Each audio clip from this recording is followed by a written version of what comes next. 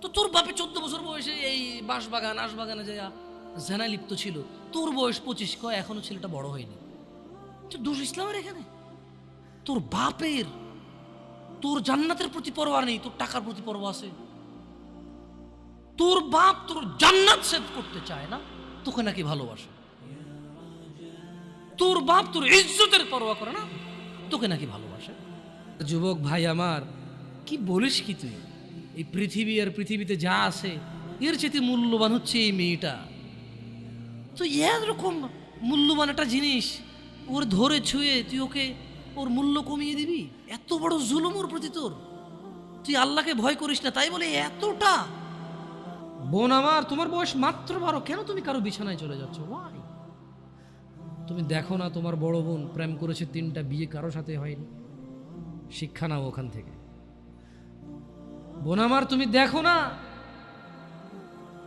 না তোমার বোনের কি প্রবলেম, তার স্বামীটা আরেক মহিলার সাথে সময় কাটায়, তাকে সময় দেয় না। তুমি যে আরেকজন পুরুষের সাথে সময় দিচ্ছ, ওরও তো স্ত্রী আছে। তোমার বোনের ফ্যামিলির প্রবলেম তো তুমি যার সাথে সময় দাও তারও ফ্যামিলির প্রবলেম। যুবক ভাই আমার, তোমার বোনকে নিয়ে আর পারছো না। তোমার মন চাই তোমার দুলাভাইকে মারতে, বাইন্দা পিটাইতে। কেন? সে তোমার বোনকে কষ্ট দেয়, পরকিয়া করে তোমার বোনের উপর সন্দেহ করে জুলুম করে। তুমিও তো কারো দুলাভাই, তুমিও তো আরেক মহিলার সাথে সময় কাটাও, তোমার বউকে সময় দাও না, জুলুম করো।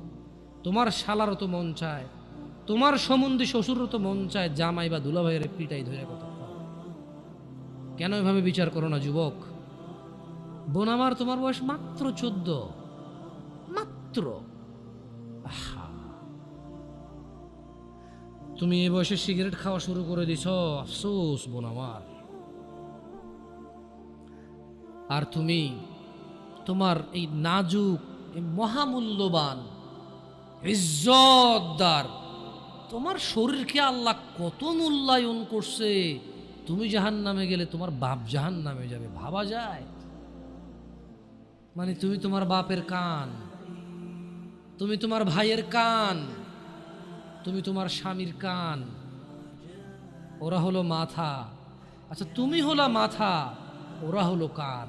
হাজারটা রিজন আছে জাহান্নামে যাওয়ার, কিন্তু যদি কোনো মহিলা, এমন মহিলা যার বড় ভাই আছে, যার বাপ আছে, যার স্বামী আছে, আর ওদের থাকা অবস্থায় তার এমন একটা অন্যায়ের কারণে তার জাহান্নাম হয়েছে, যে অন্যায়টা হচ্ছে তার কি? খোলামেলা চলাফেরা, তার জানাবা বিচারে চলাফেরা, তার ব্যাপারটা অশ্লীল চলাফেরা, তাহলে ওই মহিলা একা জাহান্নামে যাবে না, সঙ্গে কাউকে নিয়ে যাবে। এবার যে লোকটা সংশ্লিষ্ট সময়ে দায়িত্ববান ছিল সে যাবে সঙ্গে। এটা খুব সিম্পল লজিক, কিন্তু কান টানলে কি আসে? ওই মহিলা যদি সংশ্লিষ্ট রিজনে যদি জাহান্নামে যায়, সংশ্লিষ্ট সময়ে যে দায়িত্ববান পুরুষ তার অভিভাবকত্বের মধ্যে ছিল, যার উচিত ছিল তার জন্য সামর্থ্য অনুযায়ী জামা কাপড় কিনা সুন্দর দেখে, সামর্থ্য অনুযায়ী খাবার দাবার ব্যবস্থা করা, তার আর অর্থনৈতিক অবস্থার উপরে ডিপেন্ড করে, সামর্থ্য অনুযায়ী ওর কমফোর্ট জোনে রাখা, ওকে সামর্থ্য অনুযায়ী যতটুকু আছে উজাড় করে দেওয়া ওর পিছনে। আল্লাহ সুবহানাহু ওয়া তাআলা বলছে যে বরং মানুষ নানা অজুহাতের অবতারণা করে। কেমন? বালিল ইনসানু আলা নাফসিহি বাসীরা, বরং মানুষ নিজের সম্পর্কে সে নিজেই সম্যক অবগত। কেমন? ওয়ালাউ আলকা মাআযীরা, যদিও সে নানা অজুহাতের অবতারণা করে। এখন মুরব্বীর অজুহাত হচ্ছে যে কি যুগ আইছে, আর জোয়ানের অজুহাত হচ্ছে যে ভাই যুগ আগেরটা নাই, এখন আর আগের যুগ বাগে খাইছে। জোয়ানের যে কোনো প্রবলেম ও বলে আগের যুগ বাগে খাইছে, আর মুরব্বীর যে কোনো প্রবলেম ও বলে যে আরে কি যৌবনা আইলো। কিন্তু ওই অপরাধ কিন্তু ওনার ছেলেই লিপ্ত, ওনার নাতেই লিপ্ত। আপনি গ্রাম অঞ্চলে, শহরে তো আসলে ওইটা নাই বলে লাভ নাই। গ্রামে তো মনে করেন সবার ঘরে টিভি আছে, কিন্তু আবার ওই যে প্রত্যেকটা দোকানের মোড়ে মোড়ে একটা করে দোকান আছে, চা, বেশ কিছু দোকান আছে যেখানে চা পরোটা, আর বিশেষ করে সারাদিন 24 ঘন্টা চাটাই চলে ননস্টপ। আর সকালে পরোটা বানায়, বিকেলে পুরি বা কেউ সিঙ্গারা বানায়, আর ডিফারেন্ট কেউ সেমাই রান্না করে, কেউ সুজি পায়েস, মানে কেউ হালুয়া বানায়। তো এইভাবে এটা দিয়ে চলে। তো ওই দোকানগুলোতে টেলিভিশনে সারাদিন যেই যুগে যেই গান বাজনা সিনেমা ছিল ওই যুগে ওইটাই চালাইছে, ওরা পিছায় নাই জীবন। যদি বাংলাদেশ সরকার মানে আমাকে কখনো প্রশ্ন করে যে কারা ডিজিটালাইজেশনের সর্বোত্তম ব্যবহার করছে, মানে সবার আগে এবং পুঙ্খানুপুঙ্খু, আমি বলবো যে গ্রামের চা দোকানগুলো। যেই যুগে যেই সিনেমা যতটুক খুইলা মেলা নাচছে, ওই যুগে ওই সিনেমা ওই গান ওগুলোই ওরা চালাইছে ওদের টিভিতে। ওরা কোনোদিন ভাই সবার আগে ভাই চালাই দিত। বাপ দোকানদারি করে, ছেলে দোকানদারি করে, বাপ ছেলে দুজনের সামনে এইসব গান বাজনা। আর আপনাকে একটা কথা বলি, ওই দোকানের অধিকাংশ কাস্টমার কারা জানেন? যারা বসে বসে সিনেমা নাটক দেখে, অধিকাংশ 30-35 প্লাস মানুষ। কেন 40 প্লাস 50 প্লাসই বেশি? কেন 40-50 প্লাসই বেশি মানুষ? কেন? ছেলে বিদেশ আছে, টাকা পাঠায়, বাপে কাজ করে না এখন, আর আগে হাল চেষ্টা করতো, রাইট? তো এখন ওখানে জোয়ানদের সিরিয়াল কম কেন? কারণ মুরব্বী আছে তো ঢুকতে পারে না। এটা তো শহর না যে আবে তুই কেঠা, তুই কেঠা, এটা তো গ্রাম, তো তুই কেঠা করলে ঘুষে না ভাঙে দেবে, তুই আমি কে মানি? ওখানে একটা এখনো হিসেব চলে যে অমুক চাস্তো চাষা, জ্যাঠতো চাষা, দাদার ভাইয়ের ভাই, দাদার শালার মামু, রিলেশন ওখানে খুব এফেক্ট আনে রাখে, বুঝছেন? আপনি জোয়ান মানুষ দোকানে ঢুকে কয়ে দেবেন যে ও বসে রয়েছে কেন, ওই বেটা সিগারেট খাইব আর টিভি দেখবো। আর আপনি যখন ঢুকে বসবেন পোলাটা কার রে? তো চরম বেয়াদব হইছে। আমগো যুগে তো আমরা মুরব্বী দেখলে জুতো হাত বকলে নিয়ে চলে আসছি, এতে দেখি আমি যে চেয়ারে টিভি চাই। জিনিস কিন্তু একটাই, দুজনে চাইতেছে, কিন্তু ও ছোট তো চাইলে সমস্যা, বড়রা চাইলে সমস্যা নেই। এটা কিরকম? ছেলে যখন বাপের সামনে সিগারেট খায়, আমার সামনে সিগারেট খায়, বাপে যখন ছেলের সামনে সিগারেট খায়, ইটস টোটালি ফাইন। কাজ কয়টা? কাজ কয়টা? বাপের জন্য আর ছেলের জন্য কি এক হইলো না? এখন আবার কিছু লোক উদাহরণ দেবো, আপনি বাপ্পাটাকে কি এক মনে করেন? তাহলে মায়ের পায়ের নিচে কেন ছেলের জান্নাত? ও ভাই, ওটা তো ঠিক আছে, কিন্তু অপরাধের ক্ষেত্রে তো সবাই সমান।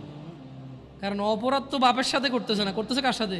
তো এই হলো যে মানে আমাদের ধরেন আধুনিকতা বলে মিথ্যা সান্ত্বনা দিয়ে সব কিছুকে উড়িয়ে দেওয়া। আল্লাহ সুবহানাহু ওয়া তাআলা কোরআনুল কারীমে, আপনারা এই ওয়াল আদিয়াতি দবহা সূরাটা পারেন কেউ?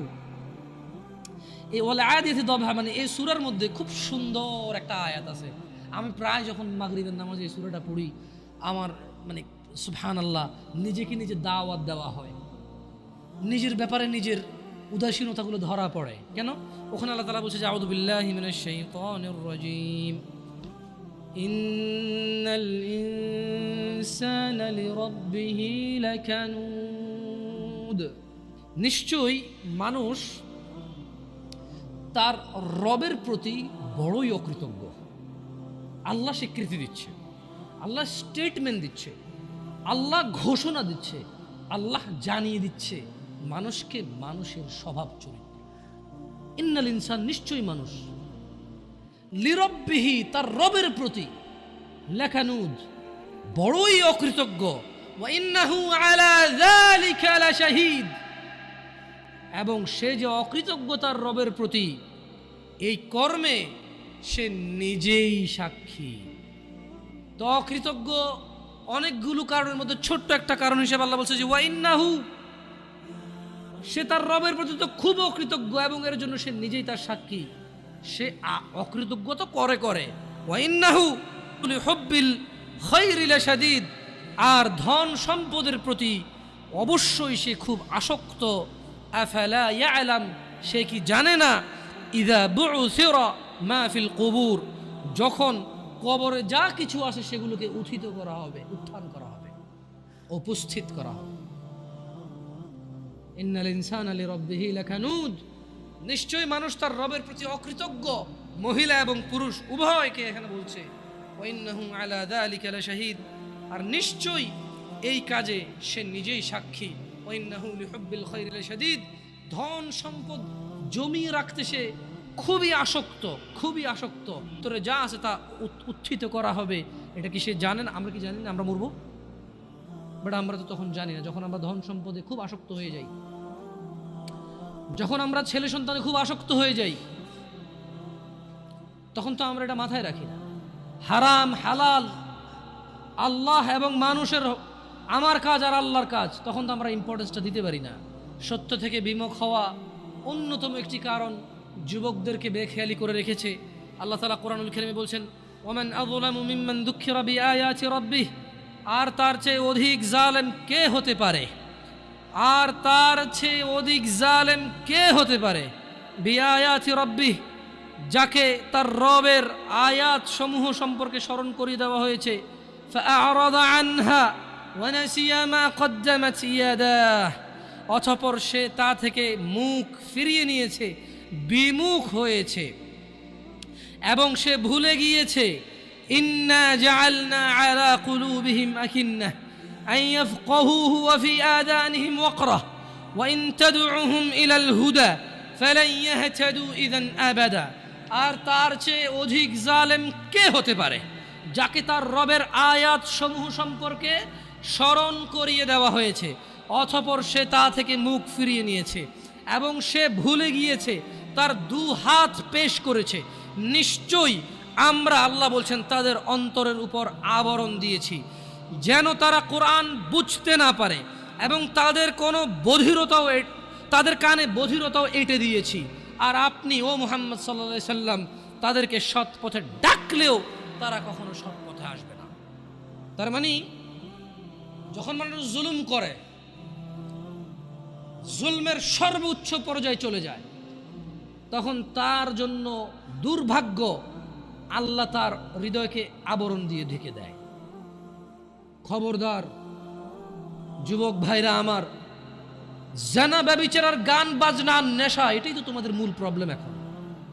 আই ডোন্ট নো, আমি জানি না তোমাকে কিভাবে এটাকে রিমুভ করব।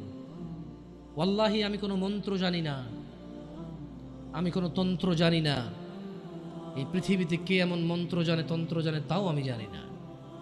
আমার কাছে এমন কোনো ঔষধ নেই যেটা জাড়িবুটি বা আধুনিক মেডিকেল সায়েন্সের উন্নতিতে তারা এমন কিছু আবিষ্কার করেছে যে বড়ি বা ট্যাবলেট তোমাকে আমি দিব বা সিরাপ দিব তোমাকে আমি, তুমি খাবা, জানা, নেশা, এগুলো থেকে তুমি মুক্ত হবা।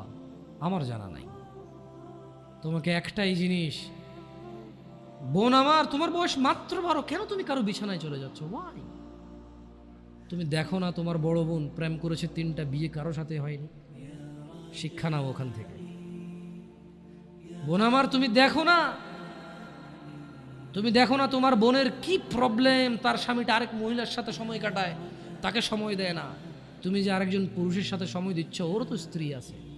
তোমার বোনের ফ্যামিলির প্রবলেম তো তুমি যার সাথে সময় দাও তারও ফ্যামিলির প্রবলেম। যুবক ভাই আমার, তোমার বোনকে নিয়ে আর পারছ না, তুমি, তোমার মন চাই তোমার দুলাভাইকে মারতে, বাইন্দা পিটাইতে। কেন? সে তোমার বোনকে কষ্ট দেয়, পরকিয়া করে তোমার বোনের উপর সন্দেহ করে জুলুম করে। তুমিও তো কারো দুলাভাই, তুমিও তো আরেক মহিলার সাথে সময় কাটাও, তোমার বউকে সময় দাও না, জুলুম করো। তোমার শালারও তো মন চায়, তোমার সম্বন্ধে শ্বশুরও তো মন চায় জামাই বা দুলাভাইয়ের পিটাই ধরে কতক্ষণ। কেন এভাবে বিচার করো না যুবক? বোন আমার, তোমার বয়স মাত্র 14, মাত্র। তুমি এই বয়সে সিগারেট খাওয়া শুরু করে দিছ, আফসোস বোন আমার।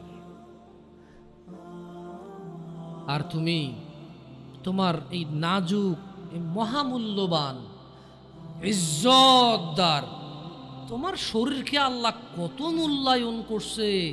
তুমি জাহান্নামে গেলে তোমার বাপ জাহান্নামে যাবে, ভাবা যায়? মানে তুমি তোমার বাপের কান, তুমি তোমার ভাইয়ের কান, তুমি তোমার স্বামীর কান, ওরা হলো মাথা। আচ্ছা, তুমি হলো মাথা, ওরা হলো কান। তুমি হলো মাথা, ওরা হলো কান। তোমাকে আল্লাহ কত মূল্য দিছে। কারো মাথার মধ্যে যদি কেউ বাড়ি দেও, কি বাঁচবে? বাঁচবে না। যত বড় ডাক্তার, কবিরাজ, যত উন্নত চিকিৎসায় নিয়ে যাক, যদি ওর মাথা ফেটে চৌচির করে দেয়, মস্তিষ্ক বেরিয়ে যায়, ওর বাঁচার চান্সেস কতটুকু আছে আর কতক্ষণ আছে? তোমাকে, তোমার এই ছোট্ট 3.5 হাত বডিকে আল্লাহ কত ইজ্জত দিছে, কত সম্মান দিছে। যদি কেউ তোমাকে জোর করে জেনা করে, তাকে, সে যদি বিবাহিত হয়, তাকে জুমা মসজিদের সামনে অথবা মহাসমাবেশে প্রকাশ্যে কোমর পর্যন্ত গেড়ে পাথর মেরে মেরে মেরে ফেলতে হবে। কেন? সে তোমার গায়ে হাত দিতে গেল। তোমার ইজ্জত, আবরু কত উপরে। তুমি কি আর আল্লাহর সৃষ্টি জাতা? আল্লাহর সৃষ্টি বনি আদম, ওয়ালাকাদ কাররামনা বনি আদম। আল্লাহ সুবহানাহু ওয়া তাআলা বলছে যে আমি বনি আদমকে কারাম করেছি, ওদেরকে আমি সম্মানিত করেছি। ওই সম্মানিত সম্প্রদায়ের সবচাইতে মূল্যবান তুমি।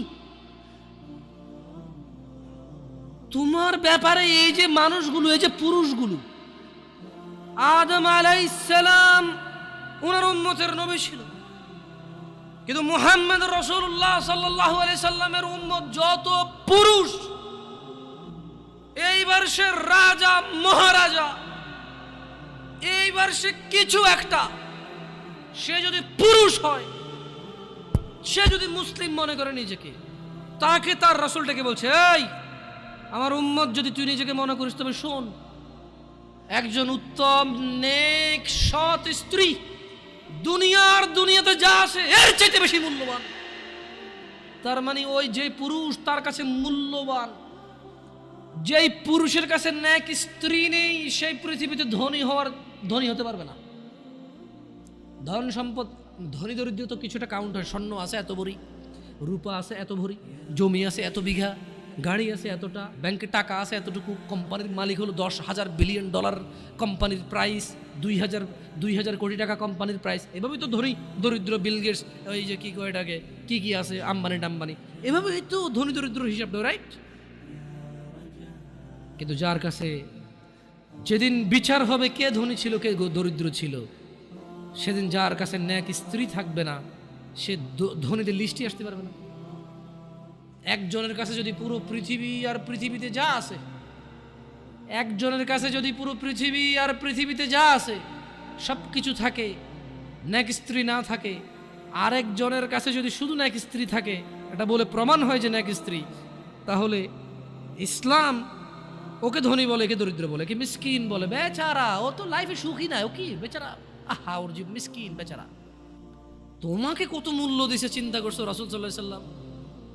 তোমাকে এটা, তুমি যা তা নও, পুরুষ তোমাকে অ্যাচিভ করতে হয়, পাইতে হয়, অর্জন করতে হয়। তোমাকে যা তা পুরুষ তোমাকে অর্জন করতে পারবে না।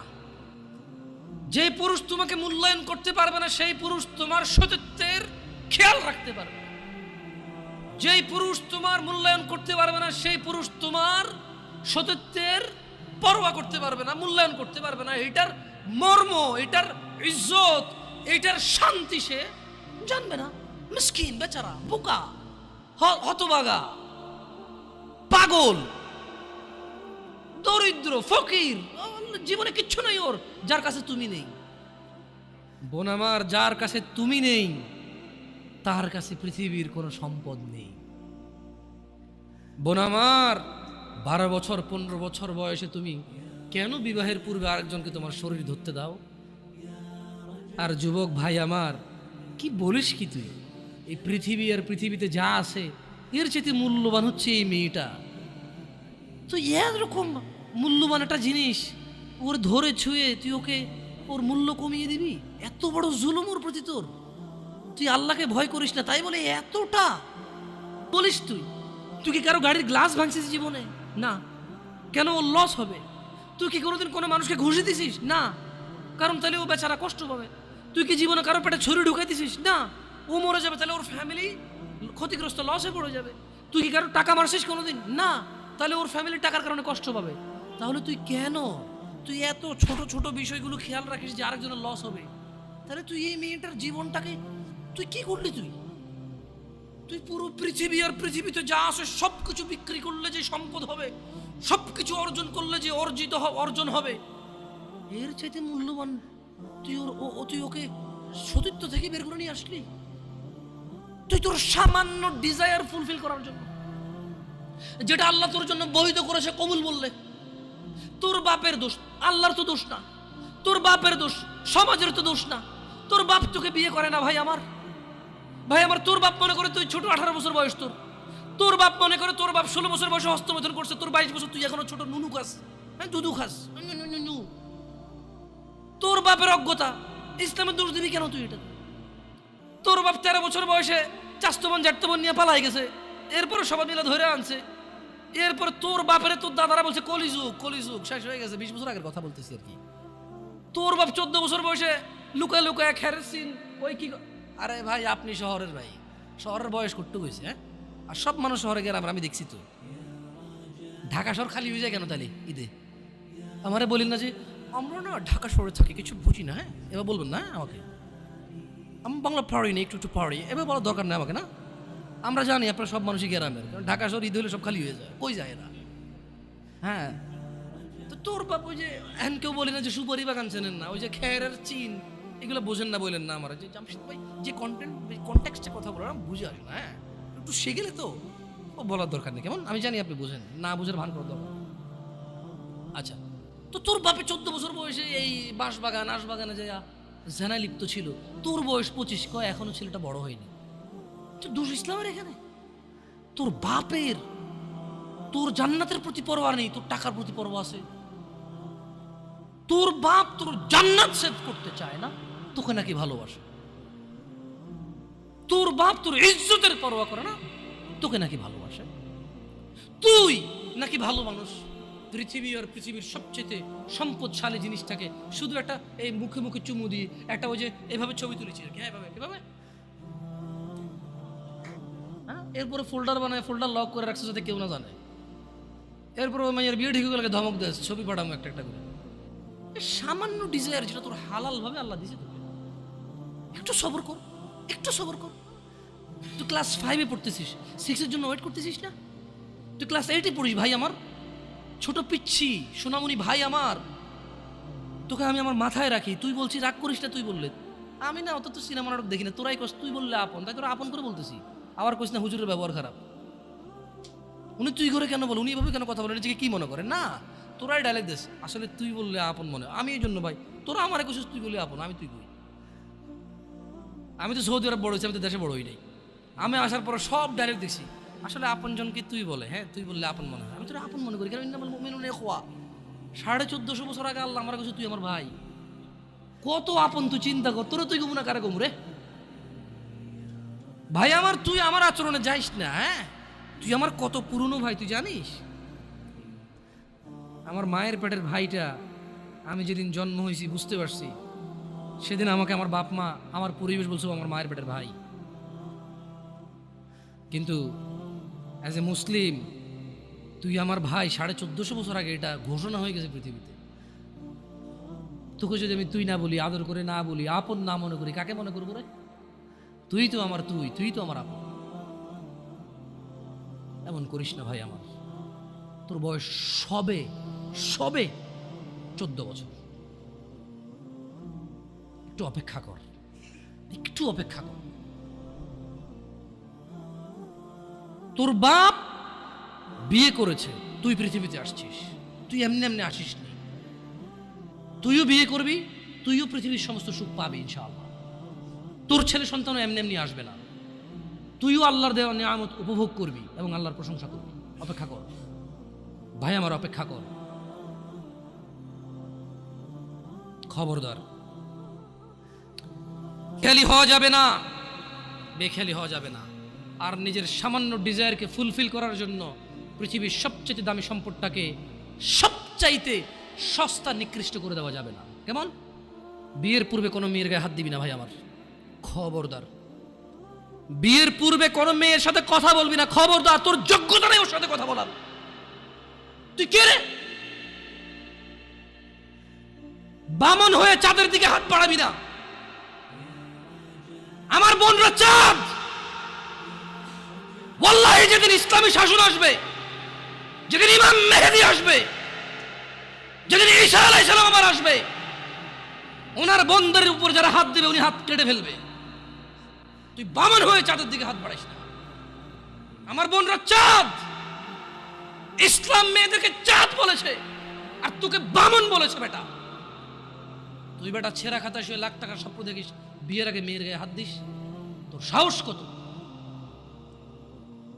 তোর সাহস কত? তুই জানিস না মুহাম্মদ সাল্লাল্লাহু আলাইহি সাল্লাম বলছে নেক স্ত্রী দুনিয়াতে যা আছে ওর চেয়ে বেশি উত্তম। তুই কি করে ওর গায়ে হাত দিস বিয়ের আগে? তোর সেই যোগ্যতা আছে বল? তোকে আল্লাহ জাহান্নামে ফেলবে, তোকে আল্লাহ জ্বলন্ত আগুনে নিক্ষিপ্ত করবে, তোর শরীর পচবে, তোর শরীরের গন্ধে জাহান্নামীরা থাকতে পারবে না। তোকে আল্লাহ এত নিকৃষ্ট শাস্তি দেবে কেন? কারণ তুই এত বড় জঘন্য কাজে লিপ্ত হয়েছিস। আমারে বুঝাস না মেয়েরা খারাপ, মেয়েরা খারাপ। আমি তো এত খারাপ দেখি না, তুই কোথায় তো খারাপ দেখিস? আমি তো দেখি তুই বেটা টেনে পড়িস মাত্র, তোকে আমি ছোট করে দেখছি না বেটা। তুমি বের হও, ছবি পাঠাও, নাহলে হাত কেটে ফেলবো আমি। দেখো আমি বিষের বোতল নিয়ে আসি, ছবি পাঠাও।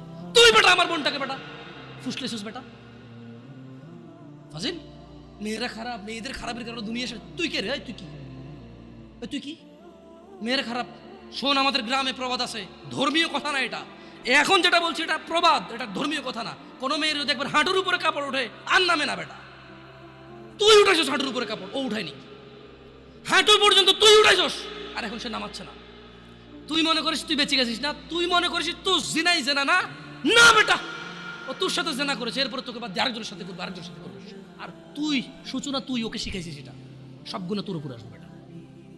তুই নিজের ছোট পাপিষ্ট মনে করিস না?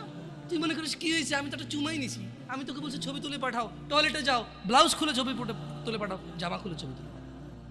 বেটা ফাজিল, আল্লাহ তোকে হৃদায়ত দিকে আমিন।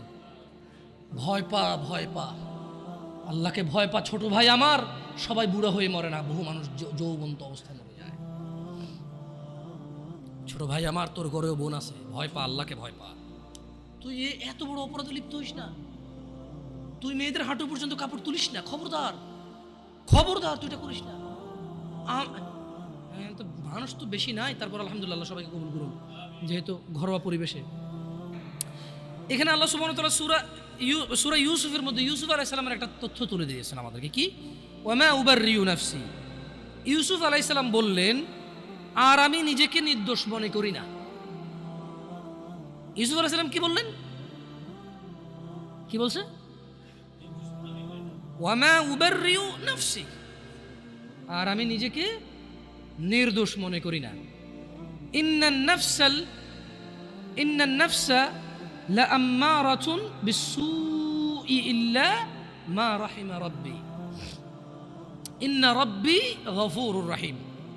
তিনি বলছেন যে আমি ইউসুফ আলাইহিস সালাম নিজেকে নির্দোষ মনে করি না। কেননা নিশ্চয় মানুষের নফস খারাপ কাজের নির্দেশ দিয়েই থাকে। তিনি কেন নিজেকে নির্দোষ মনে করে না? তিনি বলছে কারণ মানুষের যে নফস, যে সেলফ আছে, এটা খারাপ কাজের নির্দেশ দিতেই থাকে। কিন্তু সে নয় ইল্লা মা রাহিমা রাব্বি, কিন্তু সে নয় যাকে আমার রব দয়া করেন। তার মানে এই পৃথিবীতে ইউসুফ আলাইহিস সালাম বলতে চাচ্ছেন যে আমি নিজেকে নির্দোষ মনে করি না, তবে ওই লোকটা যাকে আমার রব দয়া করছে, নিশ্চয়ই আমার রব অতীব ক্ষমাশীল। তার মানে যদি আমরা আমাদের হৃদয়কে যদি আমরা চাই যে আমাদের হৃদয় আমাদেরকে জানার দিকে না ডাকুক, নেশার দিকে না ডাকুক, ব্যভিচারের দিকে না ডাকুক, জুলুম অত্যাচার সুদ ঘুষের দিকে না ডাকুক, যদি এটা আমি চাই, তাহলে আমি আমার রবের দয়া প্রত্যাশী হতে হবে এবং নিজেকে এমন কর্মব্যস্ততায় রাখতে হবে যেই কর্মফলে রব আমার উপর সন্তুষ্ট হয়ে আমাকে দয়া করবে, এবং সেই দয়ার বদৌলতে আমার হৃদয় বা আমার নফস আমাকে খারাপ কাজের আদেশ দিতেই থাকবে না। আল্লাহ তাআলা কোরআনুল কারীমে আরো বলছেন, ওয়া নাফসিন ওয়া মা সাওয়াহা, শপথ নফসের এবং যিনি তা সুবিন্যস্ত করেছেন তার, ফাআলহামাহা ফুজুরাহা ওয়া তাকওয়াহা, তারপর তাকে তার সৎ কাজের এবং তার অসৎ কাজের জ্ঞান দান করেছেন। একটা জিনিস খেয়াল করে দেখেন, আল্লাহ সুবহানাহু ওয়া তাআলা কি বলছেন? ওয়া নাফসিন ওয়া মা সাওয়াহা। আল্লাহ কসম করতেছে যে শপথ নফসের, মানে যে আমাদের সেলফ ভিতরে যে আমাদের সেলফটা আছে, নফস আছে। তিনি বলছেন যে ফাআলহামাহা ফুজুরাহা ওয়া তাকওয়াহা, শপথ ওই নফসের যেই নফসকে আল্লাহ তাআলা সৎ কাজ এবং অসৎ কাজের জ্ঞান দিয়েছেন। তার মানে আমরা বলতে পারবো না যে আমরা যে অসৎ কাজ করি আমরা নির্দোষ, কারণ আল্লাহ তো এটা আমাদেরকে কি দিছে? জ্ঞান দিছে, কোনটা ভালো কোনটা খারাপ। কদ আফলাহা মান যাক্কাহা, সুতরাং সেই সফল কাম হয়েছে যে নিজেকে পবিত্র করেছে। ওয়া কদ খাবা মান দাসসাহা, আর সেই ব্যর্থ হয়েছে যে নিজেকে কুলুষিত করেছে। আল্লাহর সফলতা মানে হচ্ছে যে জান্নাতে গেছে তাকে আল্লাহ সফল বলেছে, যে জাহান্নামে যাবে তাকে আল্লাহ ব্যর্থ বলে। কেমন? এটাই মূল উদ্দেশ্য, যে সফল মানে হচ্ছে জান্নাতি। সফল মানে কি? যে লোক জান্নাতে যায় নাই সে সফল হয় নাই, যে লোক জাহান্নামে গেছে সে সফল হয় নাই, সে ক্ষতিগ্রস্ত হয়ে গেছে। কেমন? এইটা আমাদেরকে খেয়াল রাখতে হবে আমার ভাইয়েরা। আমাদের নফসের প্রতি আমাদের দুর্বলতা থাকবে, এটা ন্যাচারাল বিষয়। তবে যে হৃদয়কে আল্লাহ ভালো এবং মন্দের জ্ঞান দিয়েছে, এটা দিয়ে যদি আমরা আল্লাহর রহমতের কামনা করি, তাহলে আমাদের এই কুপ্রবৃত্তি থেকে আমাদের রেহাই পাওয়ার কি আছে, সুযোগ আছে। জুয়া একটা সময় ছিল কি মনে হয় এভাবে কার্ড দিয়ে এভাবে যারা খেলতো তাদেরকে জুয়া বলতো। মেবি ওইটাই একমাত্র জুয়া বলে মানুষ জানতো, যেখানে মানুষ হয়তো নিঃস্ব হয়ে যেত। কেউ কেউ ইভেন কেউ এরকম আছে যে বউ পর্যন্ত দিয়ে দিচ্ছে বাজিতে, যে এরপরে হারলে কি। আসলে বিবেক বুদ্ধি বিকৃত হয়ে যায়। তো আপনি এখন বলতে পারেন যে জামশেদ ভাই কি বলেন, কোনো মানুষ কি তার বউকে আরেকজনকে দিয়ে দেবে জুয়া খেলে, এরকম নিচে নামবে? আরেকজনের বউকে, লোক নিজের বউকে জুয়া খেলতে দিচ্ছে। কত মানুষ, কত বাপ মা আছে জানে মেয়ে এখানে চাকরিতে গেলে, ওখানে গেলে, এখানে গেলে মেয়ে হয়তো হয়তো অবৈধ কর্মে মেয়ের অনিচ্ছা সত্ত্বেও হয়তো ট্র্যাপে চলে আসতে পারে, হয়তো মেয়ে ওই রকম সিচুয়েশনে পড়ে যেতে পারে যে সে তার মানে যে তার ইজ্জত আব্রু রক্ষা করতে পারবে না। তারপরে তো বাপ মা এগ্রি করতেছে। আপনি স্বামীর কথা কেন বলতেছেন? সে জুয়া খেলে দিয়েছে এই জন্য না। অনেক ক্ষেত্রে অনেক বাপ মা মনে করে যে ওকে উন্নতি করতে হলে অনেক কিছু করা লাগে, এটা বলে। আবার হয়তো বাপ মা তো মনে এরকম আসে না, হয়তো নিজের ছেলে সন্তান তো পিওর মনে করে সবসময়। কেমন মানে ছোটবেলা থেকে একদম ছোট থেকে পালে না, ইনোসেন্ট থাকে তো। আর আসলে বাপ মা তো ছেলে সন্তানের খারাপ যে জানাবে বিচারের বিষয়টা তো আসলে বুঝে আসে না, স্বাভাবিক। এটাই তো আল্লাহর দয়া যে বাবা মা ভাই বোন সম্পর্কটা তো পবিত্র রেখেছে আল্লাহ সুবহানাল্লাহ। সো যুবকদের বেশি একটা এত ছক্কা লুডু কয়দিন আগে ছিল, ছক্কা লুডু কেমন, এটা তো এটা আমি বলছি যে কি এটাকে জুয়া বলে আর কি। তো এটা তো জুয়া, মানে একটা সময় জুয়া খেলতো মানুষ, ফসলি জমিন কেটে ফেলছে মধ্যখানে গিয়ে, হ্যাঁ একটা কারো পরিত্যক্ত বাড়ি, প্রচুর গাছপালা, ভিড়, কবরস্থান, ওটার ভিতরে ঢুকে কার্ড খেলতো। হ্যাঁ, অথবা কারো বউ আজকে বাসা নেই, বলছে তো চলে আসো আমার এখানে হবে। আরো বড় লোকেরা বাগান বাড়ি বানায় ফেলছে জুয়া খেলার জন্য, নেশা করার জন্য। কিন্তু এখন প্রবলেম হচ্ছে এটা পাবলিসিটি হচ্ছে যে খেলো আসো।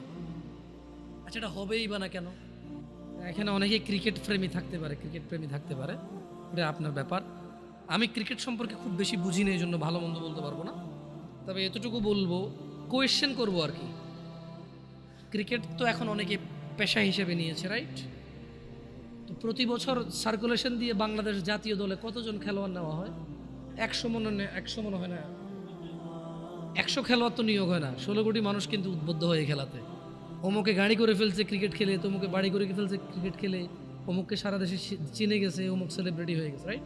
তো একটা দেশের যারা আসলে যারা দেশের অর্থনীতি নিয়ে কাজ করে, আমি জানি না ওনারা কি চিন্তা করে আল্লাহু আলাম, হয়তো তাদের চিন্তা আরও বেটার, হয়তো আমার অল্প জ্ঞানে বুঝে আসে না আর কি, তাই আমি ওনাদের দোষ ধরবো না। তবে আমার অবুঝ মনে প্রশ্ন জাগে, 50 জন মানুষ নিয়োগ হয় না একটা চাকরিতে, পুরো বছরে 365 দিনে 50 জন মানুষ চাকরি করার সুযোগ নাই, কিন্তু পুরো রাষ্ট্রের মানুষ এটাতে পরিশ্রম করে, শেখে। আর তুমি বলবো যে ভাই খেলাধুলা এটা আসলে মনকে তৃপ্তি দেয়, এটা যদি শুধুই এক্সারসাইজ আর টাইম পাস হইতো তাহলে এত সিরিয়াসলি কেন পোলাপানি স্কুল কামাই করে এটা খেলে? যদি এটা শুধুই টাইম পাস আর এনজয় হইতো তাহলে আরও এই যে বাজিটা যেগুলো কেন হবে? আর নতুন করে তো এগুলোও দেখি হাতের মধ্যে রবার নেয়, দুই বন্ধু মুখের মধ্যে বাঁশি ঢুকাই দেয়, এইভাবে রবার টান দিয়ে আমার বাঁশি বাজলে হেরে গেছে, দেখছো? ওইটাও খেলা, কিন্তু তো খেলা তো বহু। আমরা ক্রিকেট খেলাকে যখন আমরা অত প্রমোট করি না, বা ক্রিকেট না যত খেলা যেটা 10-12 জনে খেলে এদের এক্সারসাইজ হয়, বাকিরা শুধু ঘন্টার পর ঘন্টা ওয়েস্ট হচ্ছে। এটাই আমি ক্রিকেট বলবো না এবার, কারণ আমার দরকার নেই নাম নেওয়ার। আসলে খেলা অনেক রকম হইতে পারে, মানে আমরা যখন এই জিনিসগুলোকে আমি বলবো যে যখন মানে এটাকে যখন আমরা প্রমোট করি না, অনেকে ভুল বোঝে যে আমরা সেকেলে মানুষ বুঝি না, ওরা একটু টাইম পাস করে না। এটা শুধু টাইম পাস হলে এরকম বলতাম না।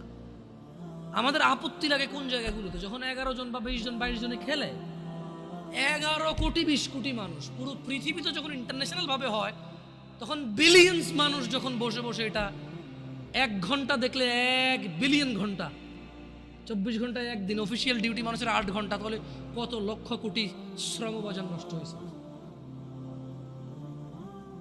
8 জন মানুষ যদি 1 ঘন্টা দেখে, একজন মানুষ একদিন কাজ করলে যা উপার্জন করে রাষ্ট্র সমৃদ্ধ হতো, নষ্ট হয়েছে।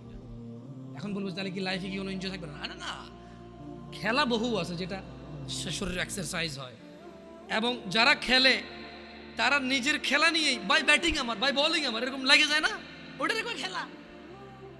বাকিরা তো কিছুই কোনো অ্যাক্টিভিটি নেই ওদের, ওর খেলা হইলো কেমন? এটা খেলা দেখাও খেলা নাকি? আল্লাহ আমাদেরকে বুঝে তৌফিক দান করুন।